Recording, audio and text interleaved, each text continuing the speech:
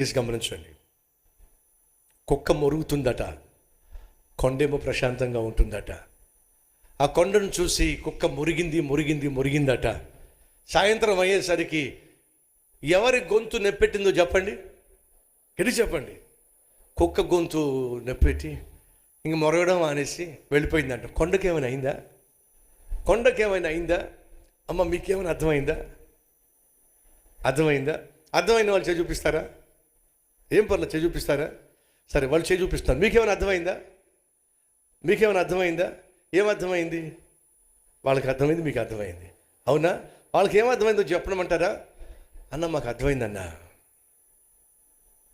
కుక్క మురిగిద్ది.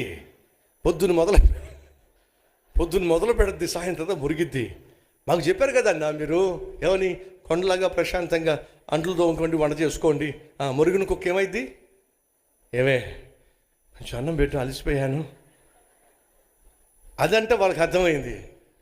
మరి మీకేం అర్థమైంది? దయచేసి అర్థం చేసుకోండి. మనం ఎవ్వరం కూడా పశువులం కాదు. మనము దేవుని స్వరూపమందు పుట్టిన, ఆయన పోలికందు సృష్టించబడిన, దేవుని ఆత్మ కలిగిన ఆత్మీయులము. నిరూపిద్దాం, కుటుంబంలో నిరూపిద్దాం, జ్ఞానం కలిగి జీవిద్దాం, జ్ఞానంతో కుటుంబాన్ని కట్టుకుందాం. బిడ్డలకు మాదిరికరంగా, ఆదర్శప్రాయంగా అమ్మ నాన్నగా జీవిస్తే బాగుంటుంది. ఇల్లు కట్టబడాలి అంటే ఇల్లాలిగా నీకు జ్ఞానం, భర్తగా నీకు జ్ఞానం, ఇరువురికి జ్ఞానం ఉండాలి.